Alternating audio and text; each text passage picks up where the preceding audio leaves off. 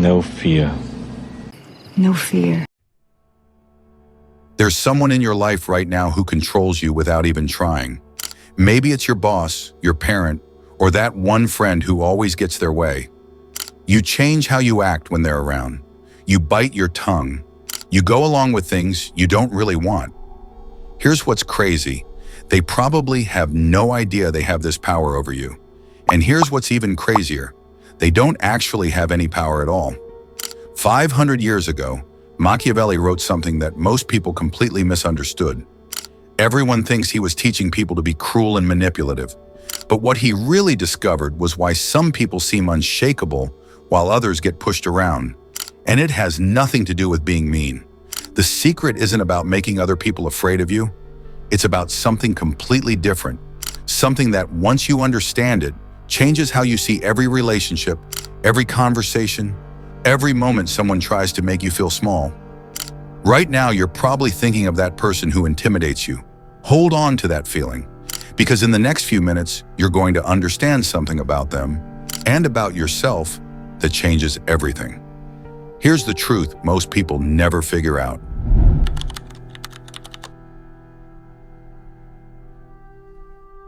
Here's what nobody wants to admit. We all live in fear of someone. I learned this the hard way when I was 28. To keeping us alive is it generates fear to steer us away from danger. Which is why if we're at a baseball game and the batter accidentally throws their bat and it's flying into the crowd, most people duck. That's our lizard brain at play. It's quick and reactive, it detects a threat, generates fear, we duck.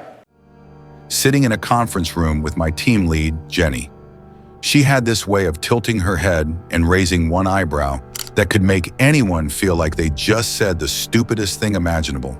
For months, I'd watch brilliant colleagues stumble over their words when she did that look, and I was no different.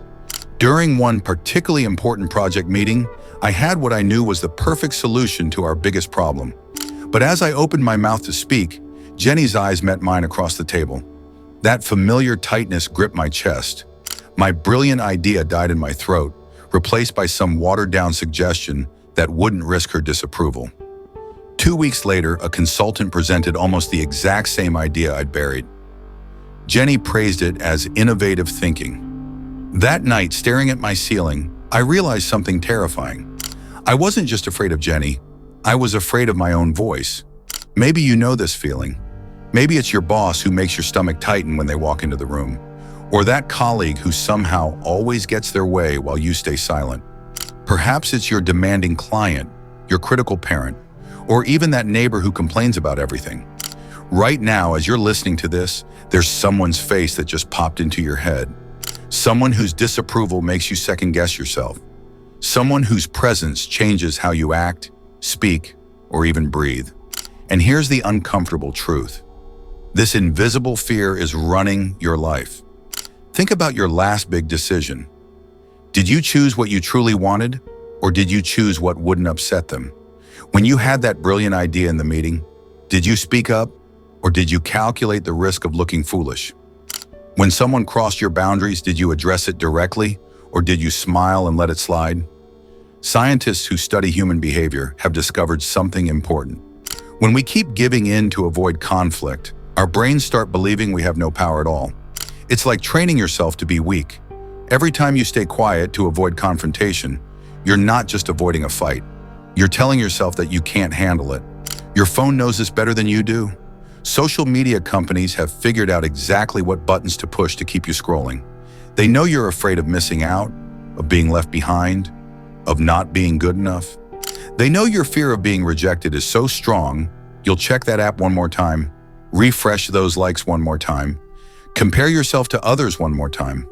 At work, this creates a weird situation. We say we love leaders who are nice and work well with others, but deep down, we actually respect the ones who seem totally confident and unshakable. The sweet manager gets ignored. The tough boss gets results. We think this is unfair, but our actions show what we really believe about power. Here's where it gets fascinating. A person named Machiavelli figured this out 500 years ago. He wrote that people are more likely to mess with someone who tries to be loved than someone who's feared. He wasn't saying be cruel. He was just describing how people really act. And brain science today proves he was right. Our minds are built to respect strength and test weakness. But here's something that'll blow your mind. The person you're afraid of is also afraid of someone else. That tough boss, they're terrified of their boss. That demanding client, they're panicking about their reputation. That critical parent, they're drowning in their own fears. The whole system is fake. Everyone's scared, but we're all pretending someone else has all the power. So here's the question that changes everything. What if you're not facing someone who's actually fearless? What if you just haven't found your own fearlessness yet? Because once you understand what real fearlessness looks like, and trust me, it's nothing like what you think, everything changes. The power you've been giving away, you can take it back. Those people you've been afraid of, you'll see them completely differently. That confidence you've been searching for, it's been inside you this whole time. But first, we need to talk about why everything you've been taught about power is completely backwards.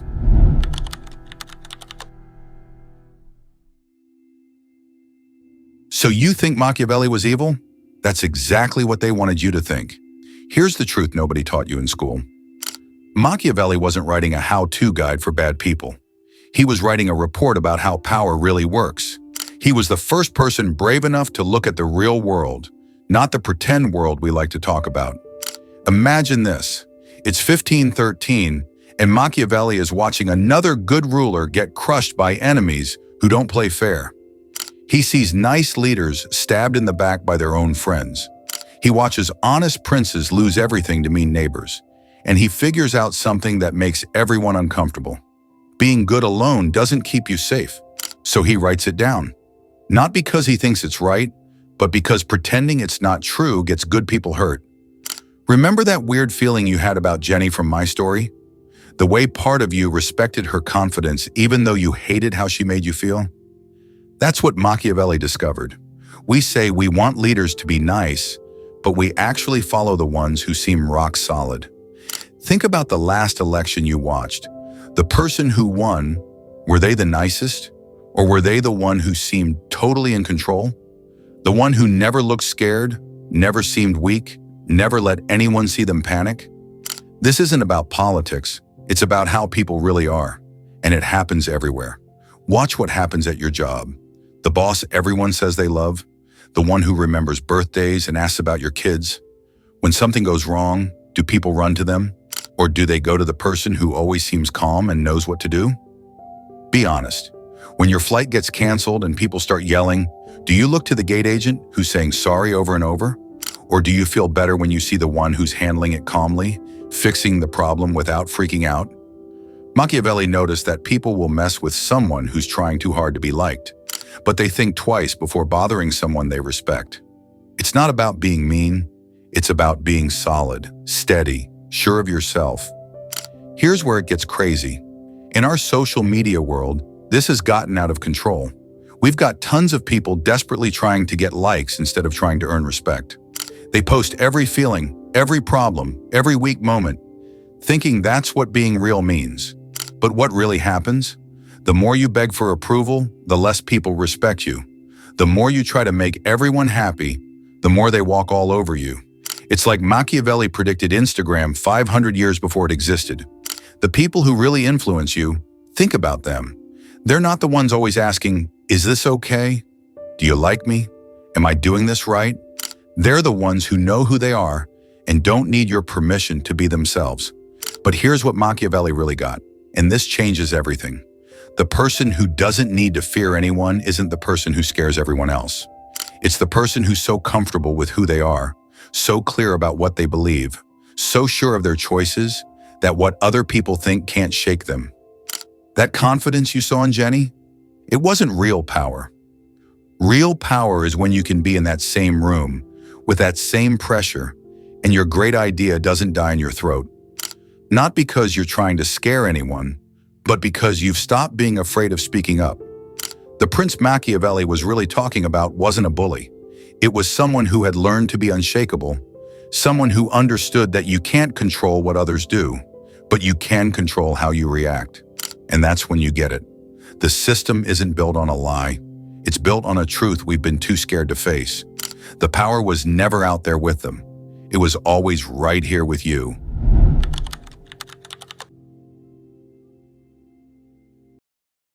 So what does real fearlessness actually look like? Because I guarantee it's not what you think. It's not the loudest person in the room. It's not the one throwing their weight around or making threats.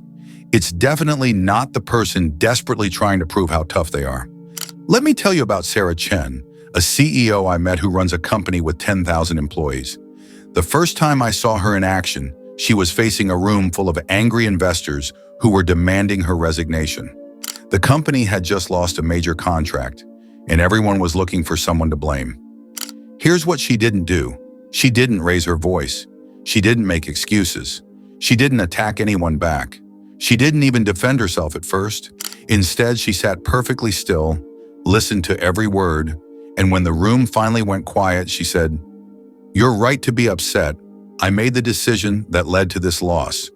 Here's exactly what happened. Here's what I learned, and here's my plan to fix it." Then she laid out her strategy. No emotion, no drama, just facts and solutions.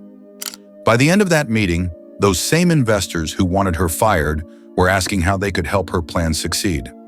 That's what unshakable looks like. It's not about never feeling fear. It's about feeling it and not letting it control your actions. Remember Jenny from my story? The difference between her and Sarah is everything. Jenny's confidence was actually fear in disguise. Fear of looking weak, fear of being questioned, fear of losing control. That's why she had to use that intimidating look. Real confidence doesn't need to intimidate anyone. Scientists who study the brain have found something fascinating. When you're truly centered, when you know who you are and what you stand for, your brain literally changes how it processes threats. Instead of your emotions hijacking your thinking, you stay calm and clear. You can see solutions instead of just problems. But here's where most people get it wrong. They think being unshakable means building walls around yourself. Actually, it's the opposite. The most powerful people I know are also the most open. They can handle criticism because they're not fragile.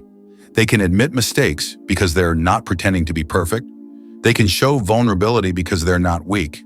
Think about the leaders you truly respect, not the ones you're afraid of, but the ones you actually look up to. I bet they have three things in common.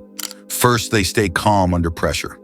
When everyone else is losing their minds, they're the steady voice asking the right questions. They don't add to the chaos, they cut through it. Second, they're completely honest about their boundaries. They'll tell you exactly what they will and won't do. They don't say yes to everything to be liked, and they don't say no to everything to seem tough. They just know their limits and stick to them. Third, they make decisions and own them.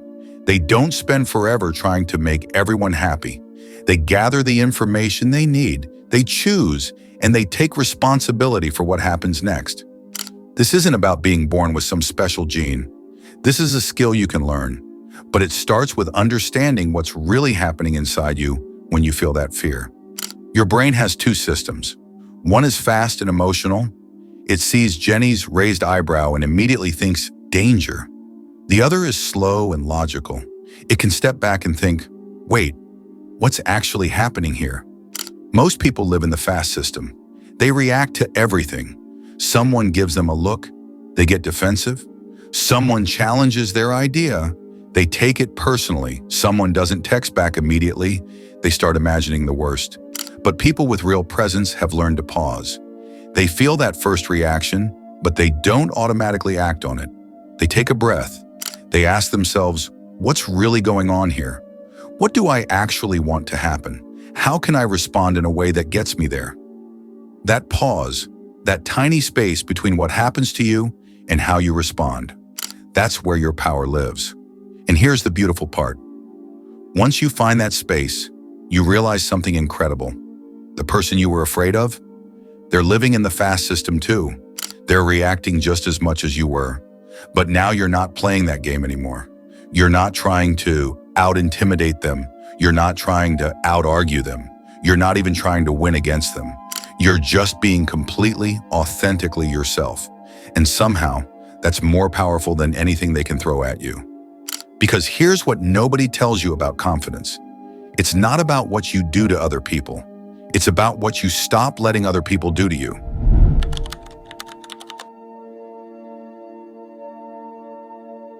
But here's where things get scary. Everything we just talked about, the digital world has flipped it upside down. Your phone knows exactly how to mess with your head. And I mean that for real. Tech companies have hired smart people to figure out exactly which sounds, colors, and pop-ups will make you worried enough to look at your screen. They've studied your fear of missing out down to the second. They know that little red circle with a number hits your brain like real danger. They know that when you post something and don't get hearts right away, you feel rejected, the same hurt as being left out by your friends. Remember that pause we talked about? That moment between what happens and how you react? Your phone is built to kill it. Think about yesterday. How many times did you grab your phone without thinking? How many times did you check Instagram just because you felt bored or weird for a few seconds? Every time you do that, you're making yourself weaker. You're teaching your brain that you can't handle feeling uncomfortable for even a minute without running to a screen. This is the total opposite of what Sarah Chen showed us.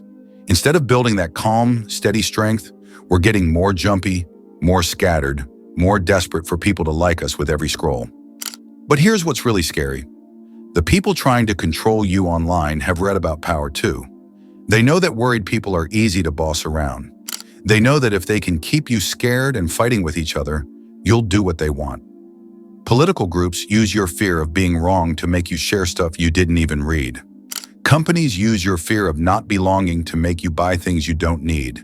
Dating apps use your fear of being alone to keep you swiping all night. And social media, it's turned everyone into their own little boss, desperately trying to control what others think of them. People spend hours making the perfect post, then keep refreshing to see if people liked it. That's not confidence. That's digital begging. Your phone data tells them everything. When you're sad, when you're lonely, when you feel bad about yourself. And they use that to trick you. They show you ads for stuff that promises to fix your problems. They show you things that make you mad because mad people click more. They only show you people who agree with you, so you never have to hear different ideas. It's like they build a machine just to keep you in that fast, jumpy brain mode we talked about. Never calm, never steady, always reacting to the next beep, the next notification, the next drama. But remember what real strength looks like? It's staying steady no matter what's happening around you. Knowing who you are no matter what others think. Making choices based on what you believe, not what you're afraid of. The strongest people I know today, they've learned to control their phone instead of letting it control them. They use their phones like tools, not like security blankets. They feel good about themselves from their real life, not their online life. They've figured out how to find that pause again. When their phone buzzes, they don't automatically grab it. When they see something online that makes them mad, they don't react right away. When someone argues with them on social media, they don't take it personally. They've learned the most important skill right now, how to pay attention in a world built to distract you, how to feel confident in a world built to make you insecure, how to be yourself in a world built to make you compare yourself to everyone else. Because here's the truth about our connected world. It's more important than ever to be rock solid. When everyone around you is being pulled in every direction, the person who can stay focused has real power. When everyone is freaking out about the latest drama, the person who can think clearly stands out. When everyone is desperate for likes and followers, the person who doesn't need that attention becomes interesting. The same rules that made powerful people strong 500 years ago still work today. The only difference is now the fight is for your attention and the battle is for your mind.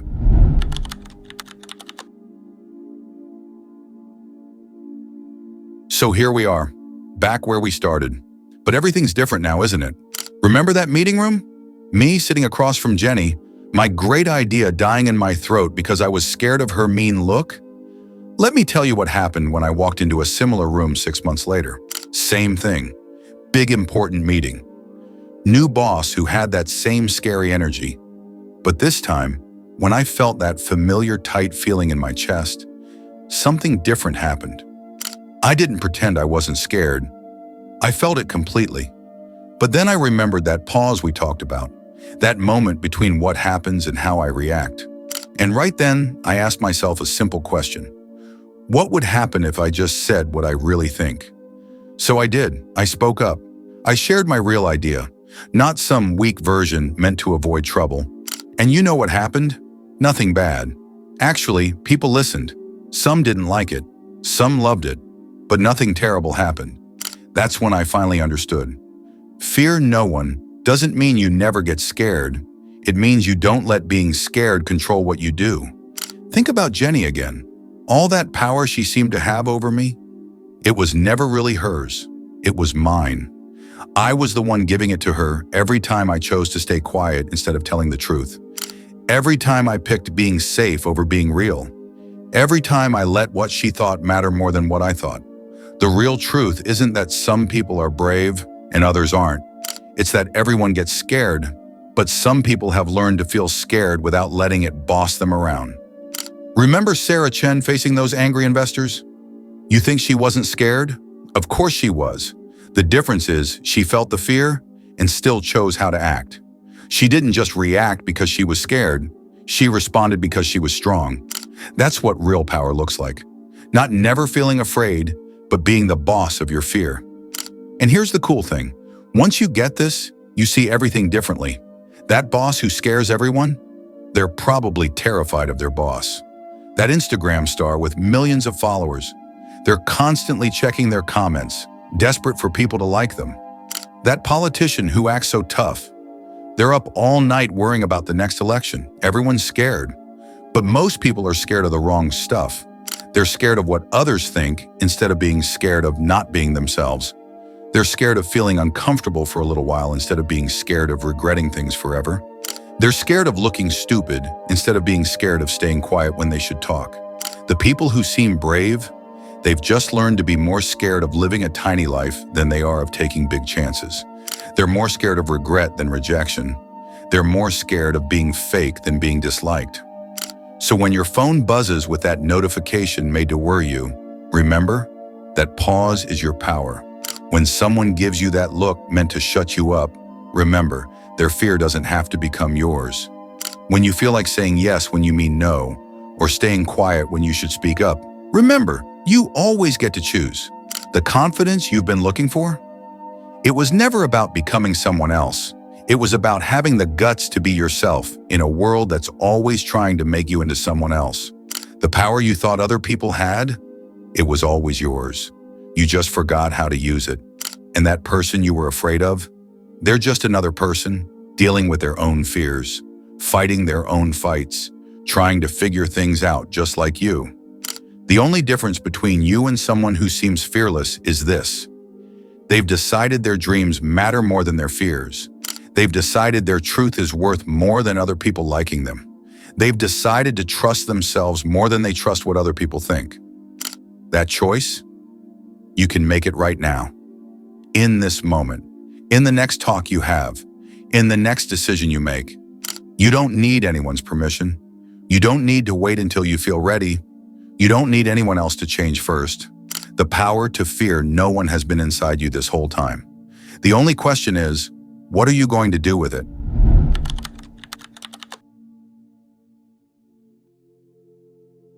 Remember what I said at the beginning? Everyone has someone they're scared of, someone whose opinion controls what they do, whose presence makes them act different. Well, that's still true, but now you know the rest of the story. That person whose face popped into your head, they're not powerful because they're fearless. They're just another human being, dealing with their own fears, trying to figure it out just like you. The power you thought they had over you, it was always yours. You just forgot how to use it. The third way we talked about, it's not about what you do to them. It's about what you stop letting them do to you. This changes everything. Your next meeting, your next difficult conversation, your next moment of choice. You now have something most people never discover. The pause between what happens and how you respond. That's where your real power lives. And this is just the beginning. Once you understand this about fear, you start seeing it everywhere. In your relationships, your career, even in how you scroll through your phone. Here's a question that would have made no sense 15 minutes ago. What would you do tomorrow if you truly trusted yourself more than you feared other people's opinions? Take a moment and really think about that, because now you actually can. If this shifted something in you, hit subscribe. You just joined a community that chooses growth over comfort, truth over approval, and courage over fear. Because the journey to fear no one, it never really ends. It just gets deeper.